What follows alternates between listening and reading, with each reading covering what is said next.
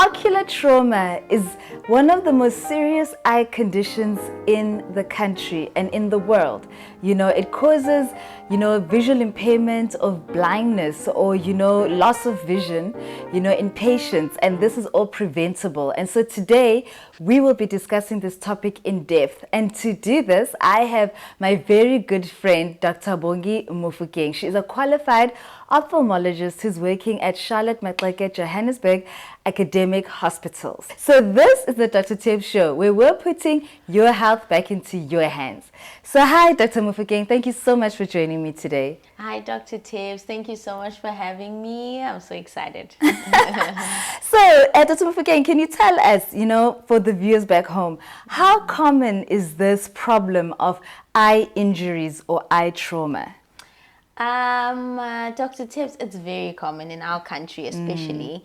I think the first world countries don't see as much trauma as we do in South Africa. We know that South Africa has high crime rates, and also other things like women and child abuse. So we see it very, very commonly. So commonly that every week, at least on our lists, we have about 4 to 5 patients at Joburg Gen on the list for trauma cases purely. So it's very, very common.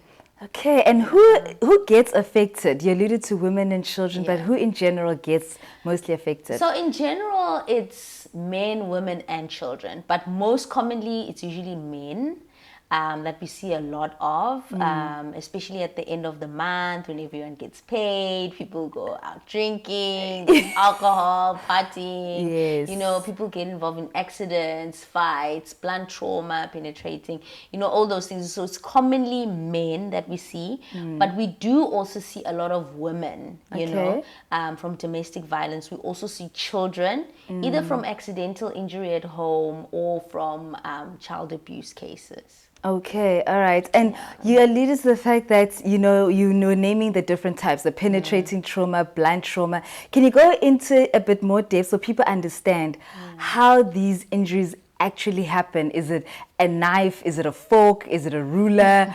What are the instruments of injury?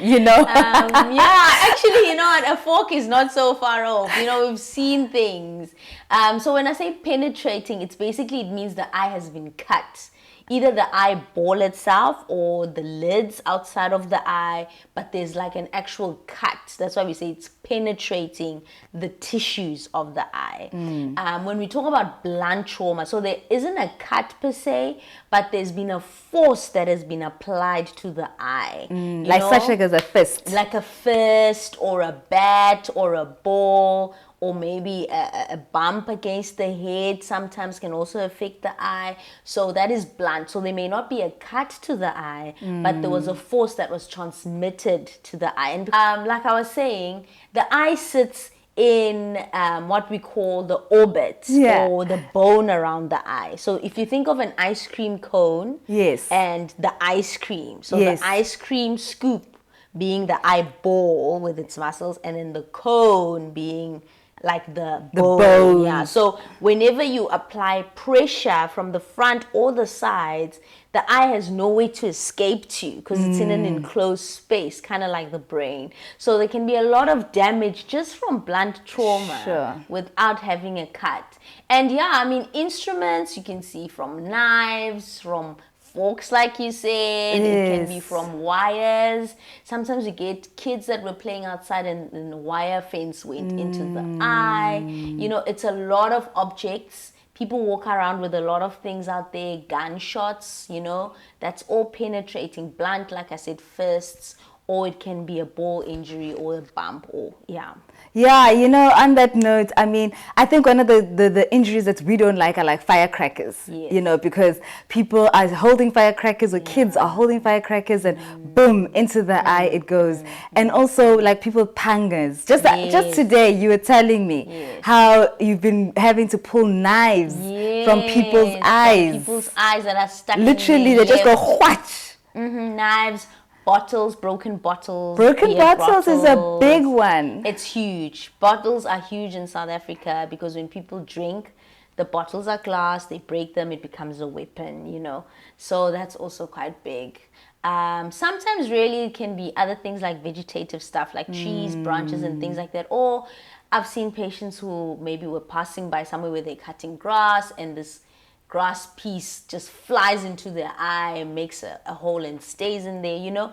And obviously these injuries go with foreign bodies in the eye. Sometimes, Yes. like you said, the firecrackers, they leave little bits of specks in the eye, you know, bullet injuries, rubber bullets from riots and things like that. Yeah. Sure. So there's a lot of ages, There's you know, a lot. and especially with kids. I just want us to touch a little bit on kids, Yeah.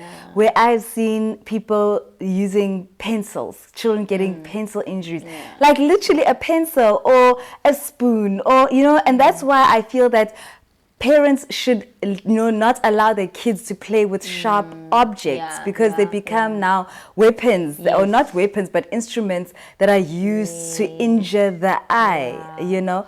So I think children should play with teddy bears and soft toys. Yeah. Because up to me, all children should just have teddy bears and soft toys, and that's it, you know. That's true. That's very So true. can you describe to us what kinds of eye injuries, from the lids to the eyeballs to the bone fractures, all of that, what type of injuries do we see?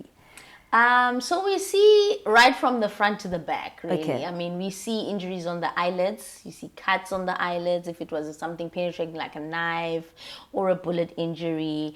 We see injuries to the bone that I was talking about that surrounds the eye, the orbit. So we talk about 4 walls around the eye that can be injured, even from blunt trauma, because the medial wall, or the wall that's along your nose, has very fragile and sensitive bones. So usually they're the first to sort of break. We also can see injuries from the different layers of the eye, front to back. You know, there's a layer we call the conjunctiva. They can have bleeding from there.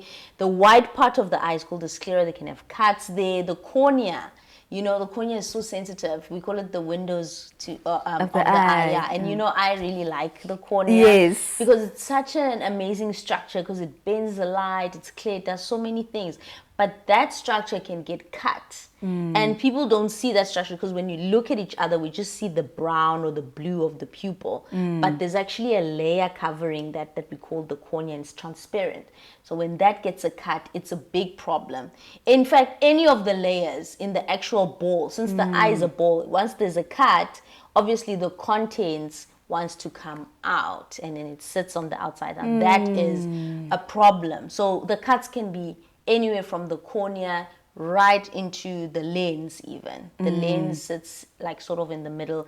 Then we get the jelly of the eye extruding out.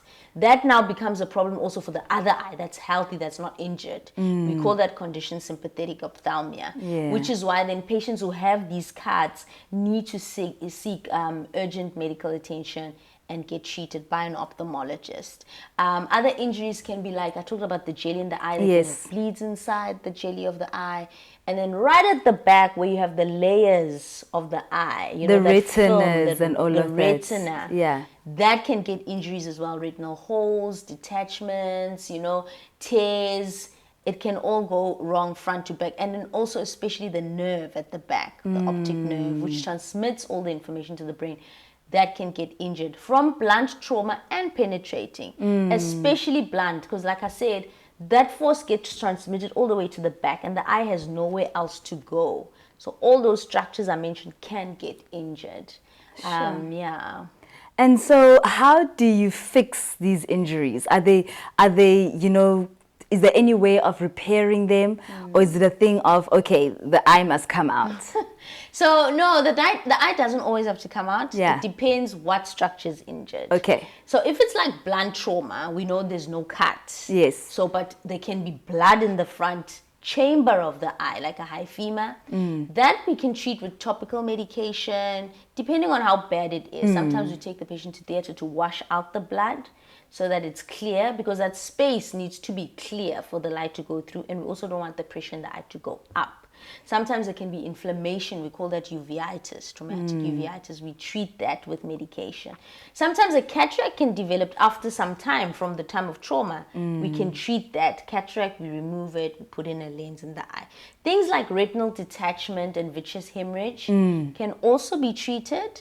Normally surgically, it has to be treated surgically, especially the retinal detachment, because that's got all the nerves. So if we see a patient at blunt trauma, they have a retinal detachment, normally they will go to theater and be treated for that. The penetrating ones as well, it depends on how bad it is. You know, we have something called an ocular trauma score that we sometimes refer to just see how bad the injury is and the prognosis, meaning what are the chances of the eye getting better? Yes. Sometimes we use that to sort of see where is this patient. And what we can do is that then we can close the hole or the cut. But sometimes the cut is so bad, it's going around. If you think of the eye as a ball, the cut is going around to the back. Obviously, we can't access the back, you know. Then at times, and especially if the vision is gone, we will counsel the patient that really the eye does have to come out, because now we're thinking about the other eye. We don't want the other eye to be affected by this eye having tissue exposed. Yeah, so it all depends how bad the injury is. But most of the time we can do something. It's not that we just immediately say the eye must come out. A lot of times we can do something for the patient. So having said that this eye doesn't come out and we're still keeping the eye in, all right? How will the patient will ask, doc, will my vision come back? Will it be the same as before? Yeah. So what's the answer to this question?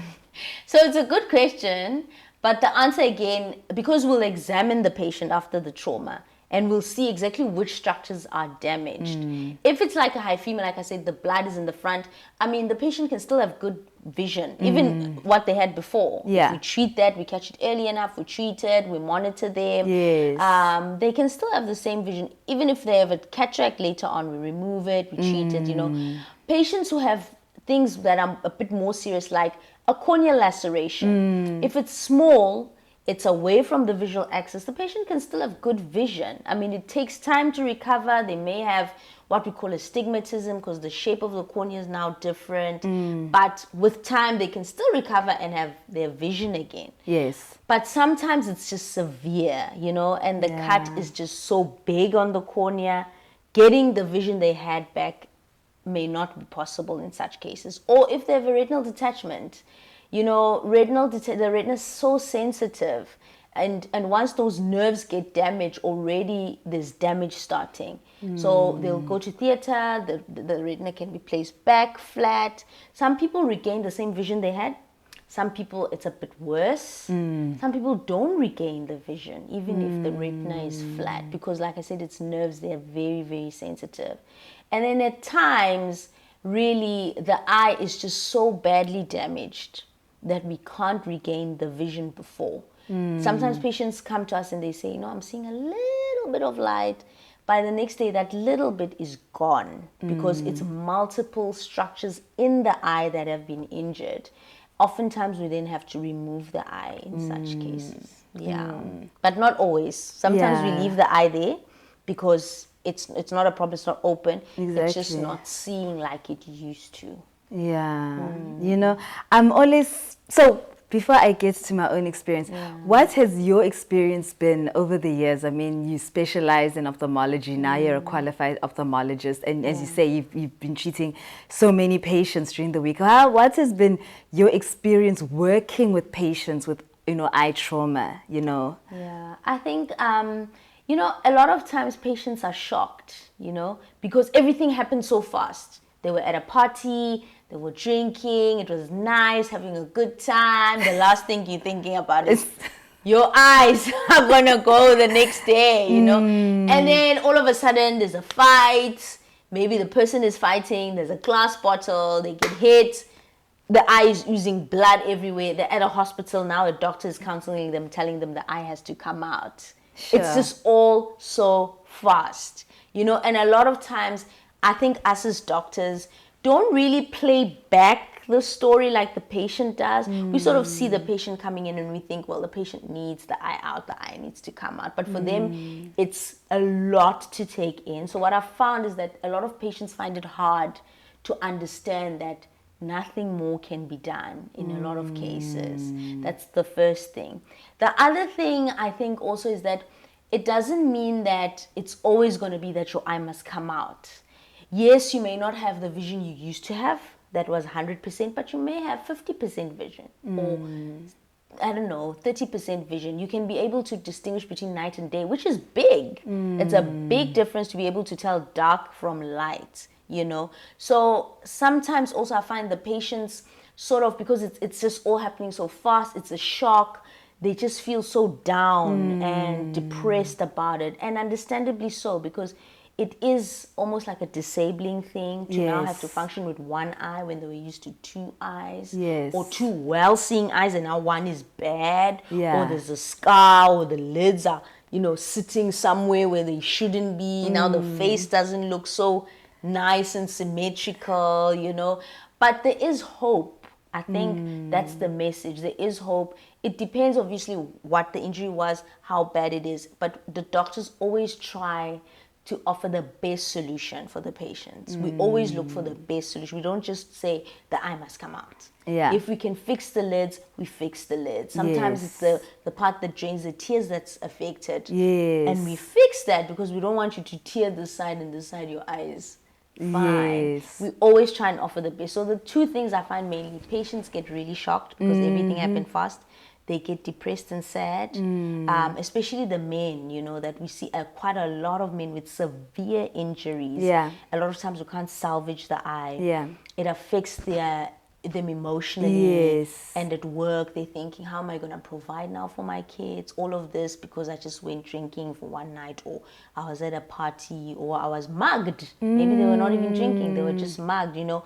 So I think another thing we need to tell patients out there is that there is also psychological support where we refer them to someone they can talk to, you know, even before the surgery, because it's quite a huge deal to lose an eye or to lose vision. So true. Yeah. So true. I love the fact that you said it happens so fast and so sudden. I'll never forget a man who came in and his lid was literally torn in two. Someone had cut him with a glass bottle. Actually, a lady attacked him with a glass bottle because he refused to buy her beer. So he refused, and she attacked him. And so he says, I think he wasn't quite sober. So he says, I want to go home. And I said to him, have you seen what you look like? He says, no. And I said, are you sure you want to see what you look like? He's like, yes. I showed him the picture and he was like, your doctor. Because now his eye was literally looking through a gap through his lid. And now he had to realize that, as you say, it's so fast. He did not realize what had happened. And so we had to tell him that, look, you have to go to theater, we have to fix your lid, and so forth and so forth. And again, the lid doesn't lift as high as it did as before because of the injury. And I think also what you said is so important, that, you know, their experience is not what we are seeing. You know, and so that is so important that we must always remember that. So in closing, Dr. Mofokeng, what would you say to our viewers back home about these eye injuries? Because they're quite debilitating. I mean, it's unilateral blindness or visual impairment, you know, if it goes really south. So what is your advice for our viewers back home?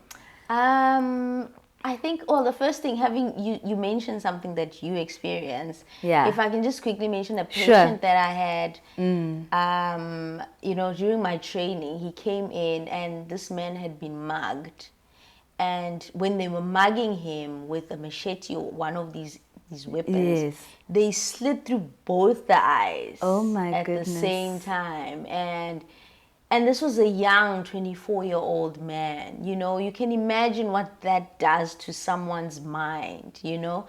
And unfortunately, the eyes were just badly damaged. We really did send him for counseling, and we had to remove both of the eyes in different settings. And he was just sitting there crying from these sockets because everything was just so squashed up, you know. I think the first thing I'll say is you need to take care of your eyes. You know, when just be careful when you're out there, first of all. You know, prevention is always better. When you're walking out there on the streets, don't go out late at night, alone especially. Even when you're a man, woman, child, don't. Domestic violence, you know, it's not... You shouldn't tolerate it, especially as a female. You know, don't tolerate that because it's debilitating, like you said. And if you're a mother of kids, who's going to take care of the kids if you can't see? You know. And I think the other thing is you need to seek medical help quickly and immediately, because it doesn't mean the only solution is removing the eye. Sometimes we can do a whole lot, you know. And even after we've removed an eye, normally we rehabilitate, we put in an artificial prosthesis so that people don't even notice the difference. And if you know that you've had a procedure where you've lost one eye, there's only one left, you need to take care of that eye. You know, be careful where you are, be conscious of your space, don't get involved in all these fights and everything.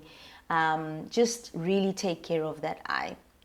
I think that's what I would say. What you're saying is so true, because you know, we've got so many stories because we have seen so much, you know. I know I said it's a closing thought, but as you're speaking, I remember a lady. She was 65 years old, and her husband hit her with a pipe in the eye. The eye popped, as you said, the pressure. The eye popped, and there she was with her daughter. I mean, her daughter was almost my age. And this mama, I'll never forget looking at her, and I had to tell her we have to remove this eye. At 65 years old, because her husband, hit her with the pipe, domestic violence, you know. And also, secondly, as you're saying, being aware of your environment. There have been so many people who says, you know, people were fighting and I tried to stop them. I'm like, don't stop them. Leave them alone. Don't get involved. Because at the end of the day, you may find that you're a bus driver. When your one eye goes, even if we don't take it out, but your vision drops from 20/20 vision to like 6/36 vision, you can no longer drive a bus. Your job is gone. Your livelihood is gone. I mean, I've had people who are truck drivers say, doctor, just make it a note because I need to work. But I'm like, but I can't do that. You're going to lose your work. But they were in the wrong place at the wrong time, or they made the wrong decisions. So, you know, this thing has so many repercussions. Too many repercussions.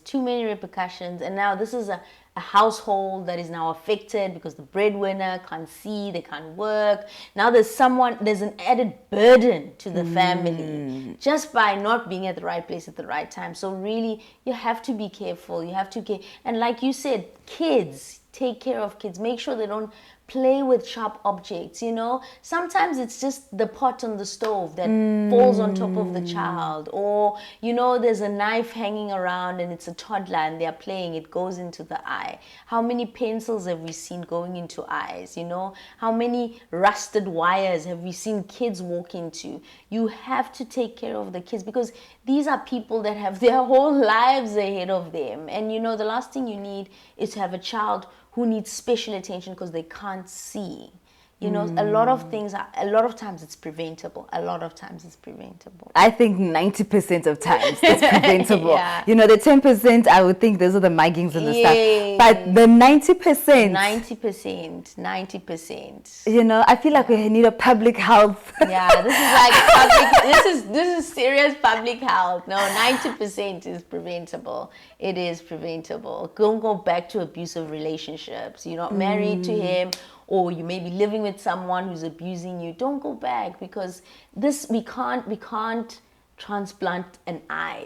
No. Back an eye. Once it's gone, it's gone. You know, that's why you have two, not one. Exactly. Just shows you how important it is. It's so true.